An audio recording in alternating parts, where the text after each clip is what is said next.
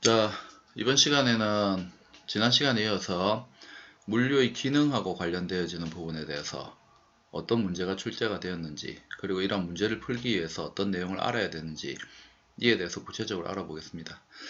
자, 물류의 기능은 여러 가지가 있는데 가장 대표적으로 운송하고 보관 기능이 있죠.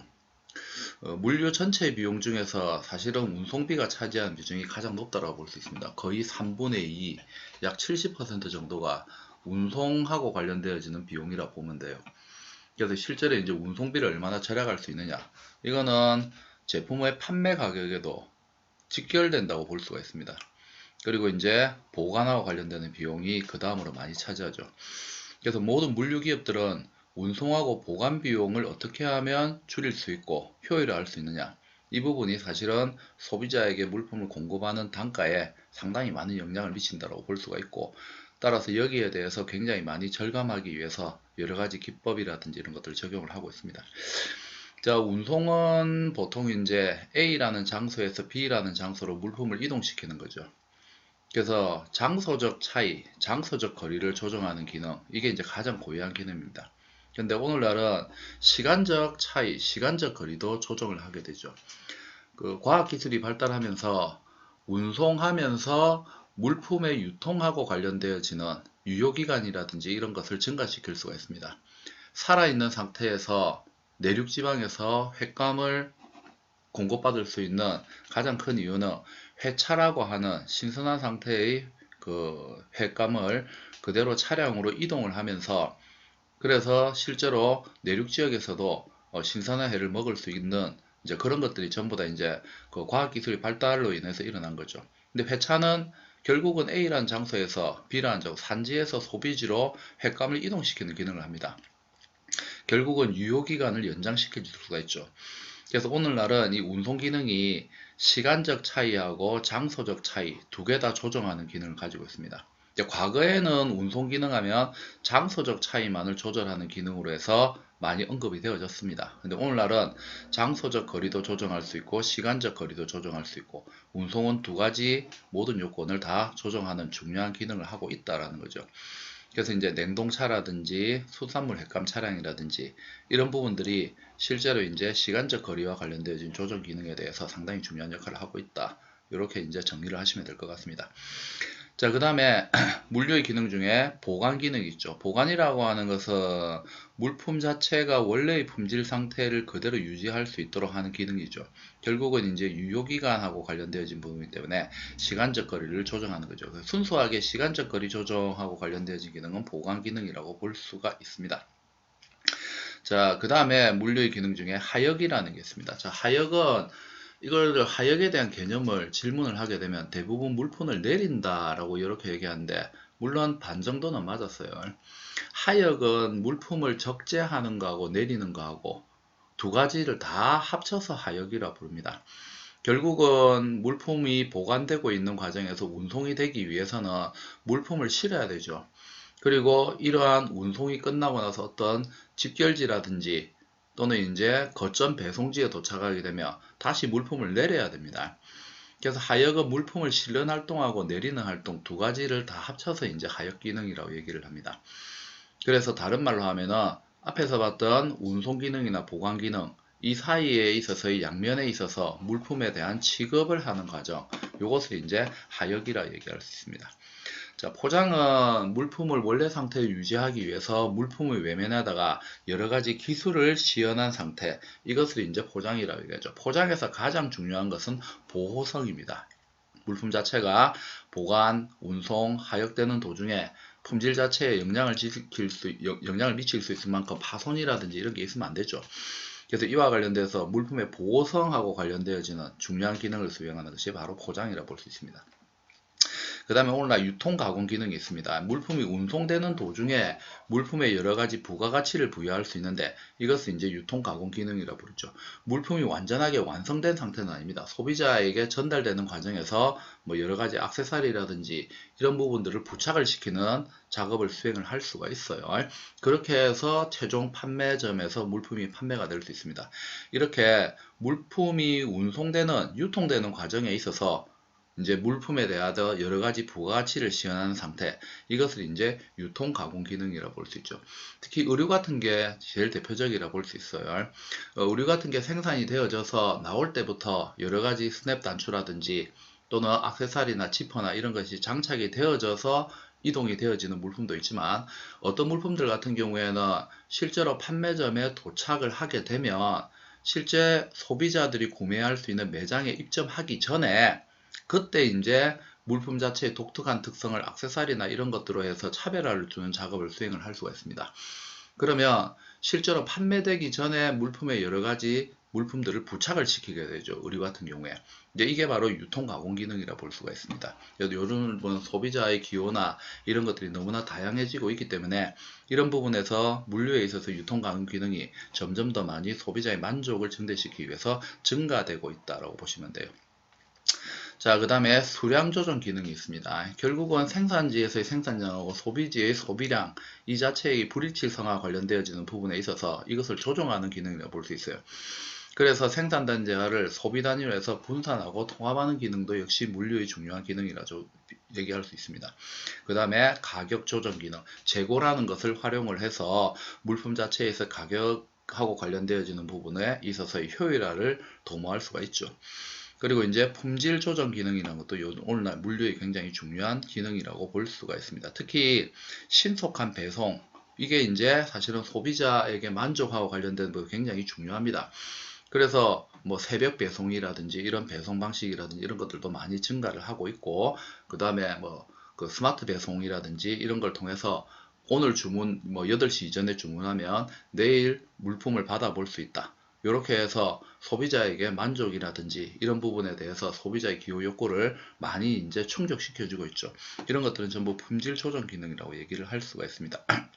그 다음에 전체적으로 물류 활동을 계획하고 조정하고 통제하는 기능, 물류 관리 기능이라고 볼 수 있죠. 그리고 정보통신 기술의 발달로 인해서 물품의 위치 배송 추적이라든지 소비자들이 물품과 관련되는 데 있어서 불만이라든지 뭐 소비자들의 성향이 어떻는지 이런 것들을 전부 파악을 해서 생산자나 그리고 제조와 관련되어지는 부분에 여러 가지 정보를 전달하는 기능, 오늘날 이 부분도 굉장히 중요한 기능이 되죠. 특히 운송하고 관련되어지는 부분에 있어서는 배송 위치 추적이라든지 이런 부분들도 소비자들이 궁금하게 생각을 하고 있습니다. 그래서 물류에서 오늘날 정보 기능도 굉장히 중요하고 있죠. 그 다음에 이제 유통 이력과 관련되어지는 부분, 제4차 산업혁명 기술과 관련되어지는 굉장히 중요한 부분이라 볼 수 있습니다. 이런 부분들도 점점 더 이제 그 물류의 하나의 기능으로 해서 점점 자리를 잡고 있습니다. 자, 상식적이고 기본적인 내용들이 많이 있지만 여러분들이 내용을 명확하게 기억하셔야 될 부분들이 몇 가지가 있었습니다. 자, 이런 것을 바탕으로 해서 볼 때 기존의 기출문제를 한번 살펴보시면은 2020년도 24회 기출문제를 보면 물류 활동에 관한 설명을 옳은 것을 고르시오라는 문제가 나왔죠. 바로 앞에서 봤던 여러 가지 물류와 관련되어지는 기능들에 관한 내용들이죠. 보관 물류는 재화 용역의 시간적 간격을 해소하여 생산과 소비를 결합한다. 하역 물류는 재화 용역 효율은 낮은 장소에 높은 이동 효율과 증대한다. 정보 물류는 물자의 수배성, 보관, 거래 등에 있어서 적절한 재료, 용기 등을 보호하고 관련되어지는 제일 중요한 것은 뭐랬습니까? 앞에서 포장하고 관련되어지는 게 보호성에 있어서 가장 중요한 부분이라고 이야기를 했었죠. 유통가공은 물류활동의 정보 내용을 정보와 관련되어지는 정보 기능이죠. 수배성 물류, 운송과 관련되는 거죠. 물자를 지워 이동하여 상하차 행위 등의 선적의 하역 행위를 한다. 이거는 바로 물품에 있어서의 하역 기능과 관련되는 거죠. 운송하고 보관에 있어서 연결시켜주는 기능이죠. 그래서 문제에서는 옳은 것을 찾으라고 했습니다. 그래서 보관이라고 하는 것은 물품에 있어서의 시간적 간격, 시간적 차이를 해결해 주는 거죠. 운송이라고 하는 것은 시간적 차이하고 장소적 차이하고 두 가지를 다 연결시켜 준다고 했습니다. 그 2020년 문제뿐만 아니고 물류와 관련되어지는 기본적인 이런 활동과 관련되어지는 문제들은 사실은 시험에서 빵점 나오면 안 되기 때문에 한 문제라도 맞추라고 주는 문제입니다. 근데 이런 부분들에 대해서도 세부적인 내용이나 이런 것들을 정확하게 기억하지 못했을 경우에는 사실 틀리게 보기를 만들면은 난이도가 중 이상이 될 수 있는 문제라고 볼 수 있죠. 그래서 물류와 관련되어지는 이런 이제 기능과 관련되어지는 부분들은 여러분들이 내용을 꼼꼼하게 정확하게 암기를 잘 해 놓으셔야 됩니다.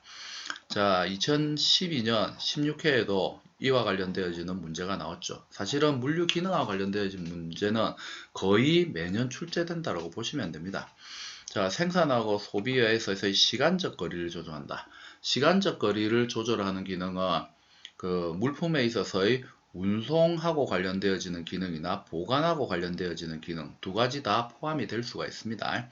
그 다음에 품질하고 관련되어지는 거리를 조정한다. 보통 이제 품질은 포장이 제일 중요하다 했어요. 포장과 관련된 내용이 있어야 되죠.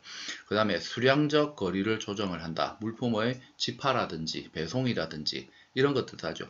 운송하고 배송의 차이점은 운송은 생산자에서 중간 상인 또는 물류 거점 센터 뭐 이렇게 해서 이동하는 것은 운송이 될 수 있습니다. 배송은 뭐냐 하면은 택배를 얘기하는 거예요. 그래서 최종 소비자에게 물품이 이동되는 경우 우리가 이것을 배송이라는 표현을 씁니다. 결국 생산하고 소비 사이에서의 수량을 조절하기 위해서는 배송하고 관련되어진 부분이 중요하겠죠. 배송 직전에 물류보관센터에서 물품을 집하하고 그 다음에 이것을 분류하고 하는 기능 이런 것들이 이제 수량적 거리를 조정하는 기능이라고 볼 수가 있죠. 그 다음에 장소적 거리 장소적 거리와 관련되어지는 것은 순수하게 운송의 기능입니다. 수송이나 운송은 같은 말입니다. 그래서 책마다 조금 다른데 어떤 교재에서는 수송이라 쓰고 어떤 교재에서는 운송이라 쓰고 실제 시험 문제를 보시더라도 이게 시험 때마다 어떤 경우에는 수송이라는 표현 쓰고 운송이라는 표현을 쓰는데 여러분들은 거기에서 혼란을 가질 필요 없습니다. 수송이나 운송은 다 같은 말이에요. 같은 말. 그래서 그런 부분 때문에 오해는 없었으면 좋겠습니다. 자, 그래서 기본적 기능과 관련되어지는 거, 방금 얘기했죠. 시간적인 거와 관련되어지는 것은 보관이나 운송이나 두 개 다 돼요. 두 개 중에 한 개겠죠. 품질하고 관련되어지는 것은 포장이라는 말이 반드시 들어가야 되고 수량하고 관련되어지는 것은 집하라든지 이런 기능이 반드시 들어있어야 됩니다. 그 다음에 생산하고 소비에 있어서의 일반적인 장소적 거리, 순수하게 운송하고 관련된 기능이죠. 이와 관련되는 걸 충족시키는 것은 3번이죠. 3번. 그래서 물류의 기능과 관련되어진 부분은 언제든지 시험 문제 나올 수 있기 때문에 이 부분에 대해서는 여러분들이 내용을 명확하게 정리를 해 놓으시기 바랍니다. 자, 그 다음에 물류 관리 원칙과 관련되어지는 거. 과거에 상당히 많이 나왔던 부분이죠. 그리고 최근에도 간혹 한두 번씩 시험 문제 나옵니다. 그래서 이 부분은 여러분들이 정확하게 기억을 해야 돼요. 그래서 물류 관리 원칙은 크게 3S1L 원칙하고 7R 원칙하고 두 개로 구별을 할 수 있습니다. 영어 이니셜로 S가 3개, L이 1개 들어간 데서 3S1L 원칙이죠. Speedy, Safely, Surely, Low. 신속, 안전, 정확, 저렴하게 소비자에게 물품을 제공하도록 하는 것. 그게 3S1L 원칙이에요. 그 다음에 스미키 교수, 7R이라고 얘기 안 하고 스미키 교수가 주장한 물류관리 원칙 이렇게 해서 시험 문제 낼 수가 있습니다. 그래서 스미키 교수하고 7R 원칙하고 잘 연결시켜 놓으세요. 7R은 적절한 상품을 적절한 품질, 적절한 수량을 적절한 시기에 적절한 장소에서 적절한 인상으로 적절한 가격으로 소비자에게 제공하는 것. 그래서 여기에 적절한 뒤에 보면은 상품, 품질, 수량, 시기, 장소, 인상, 가격이 나오죠. 그래서 이 7가지 그 적절한하고 관련되어지는 세부적인 내용을 여러분들이 잘 기억을 해야 됩니다. 그리고 여기에 적절한이라는 것은 소비자가 요구하는 서비스 수준에 대한 만족을 주는 것을 이제 적절한이라는 표현으로 이제 표시를 한 거죠. 그래서 요거 외우라고 하면은 나중에 이제 보통 오프라인이나 이런 데서 자 외워보세요. 여러분들 7할 원칙 뭡니까? 그러면 다 뭐라는 줄 아세요? 적절한, 저 앞에 적절한만 얘기해요. 적절한이 중요한 게 아니에요. 적절한 상품, 물품을 적절한 품질, 적절한 수량, 적절한 시기에 적절한 장소에서 적절한 인상을 가지고 적절한 가격으로 제공하는 것. 그래서 사실은 뒤에 있는 7가지 요소가 중요하죠. 근데 대부분 외우다 보면은 빨리 뭐 외워보세요 이러면 좀 적절한만 얘기하고 있어요. 적절한 7번 얘기하는 것보다는 뒤에 있는 요 세부적인 내용을 보는 게 더 중요합니다. 그래서 요거는 시간을 내서 꼼꼼하게 여러분들 암기를 하시길 바랍니다. 좀 이따 기출문제 보면은 바로 요 7개 요소를 알고 있나 모르고 있나 그렇게 해서 시험 문제 내는데 사실은 제대로 안 외워서 틀리는 경우가 많이 있어요. 자, 그래서 2016년도 기출문제 보면은 스미키 교수의 7할 원칙이죠. 적절한 시기, 적절한 장소, 적절한 인상, 적절한 수량. 근데 프로모션, 광고지요. 적절한 광고라는 건 없었어요. 답은 4번이죠. 그래서 이런 문제는 단순하게 7가지 요소가 뭔지만 기억하고 있으면 무조건 맞출 수 있는 문제입니다. 근데 의외로 오답이 많아요. 왜? 세부적인 내용 잘 안 외워서 생기는 문제죠. 자, 그 다음에 2021년도 25회 기출문제보다 7할 원칙에 해당되지 않는 것은 적절한 물품, 적절한 제조, 적절한 고객은 없었습니다. 그 답은 2번이죠. 그래서 기출문제들을 보면 전부 다 뭐예요? 7가지 세부적인 요소를 외우고 있나, 외우고 있지 않나, 거기에서 모든 게 다 결정이 나는 겁니다. 그래서 2020년 24회 문제를 봐도 마찬가지입니다. 물류에 관한 설명을 옳지 않는 것은 생산에서 소비에 이른 물적 흐름이다. 7할 원칙은 적절한 상품을 적절한 불임, 적절한 수량, 경량은 없었죠. 장소, 인상, 가격 다 있죠. 그래서 이렇게 한 개 다른 종합적인 문제에서 포함을 시켜서 하나의 보기로 낼 수 있습니다. 그러면 7개 중에서 한 개를 다른 거를 바꿔 넣어요. 이 세부적인 걸 정확하게 기억하고 있지 않으면 그냥 오답이 바로 발생이 되게 됩니다. 큰일 나죠. 이런 문제는 맞추라고 주는 문제예요. 역시 그 경량이라는 건 없었죠. 답은 2번이죠. 3S 유열 원칙, 신속, 안정, 확실, 그 다음에 로우, 경제성, 저렴, 뭐 아무 문제 없죠. 그리고 기업의 상품을 고객에 배달하기까지 장소와 시간적 여유를 창출하는 활동이다. 그 다음에 원재료 반 제품을 추가한 소비자 효율적인 계획을 실현하는 2가지 이상의 활동을 뜻한다. 이게 이제 일반적으로 물류에 관한 개념들이었습니다. 앞에서 이거는 1장에서도 우리가 첫 강의에서도 확인을 했었던 거죠. 그래서 이번 시간에 확인한 부분들은 시험에 자주 출제가 됩니다. 그리고 거의 매번 기출문제 보면 한 문제씩은 다 포함이 되어져 있어요. 대충 이제 한 3개, 3회 정도 기출문제 확인을 했는데 역시 기본적인 내용만 잘 암기해도 충분히 풀 수 있는 그러한 문제입니다. 그래서 오늘 이번 시간에 물류의 기능하고 물류관리 원칙을 했는데 자, 이 부분들은 여러분들이 한번 읽어보면 굉장히 쉽습니다. 하지만 정확하게 외우지 않으면은 오답하고 관련되는 부분에서 문제가 생길 가능성이 굉장히 높아요. 그래서 여러분들이 이런 내용들을 정확하게 암기를 하시는 것이 시험 대비하는 데 도움이 될 것 같습니다. 자, 다음 시간에 제 3강에서 만나 뵙도록 하겠습니다. 수고하셨습니다.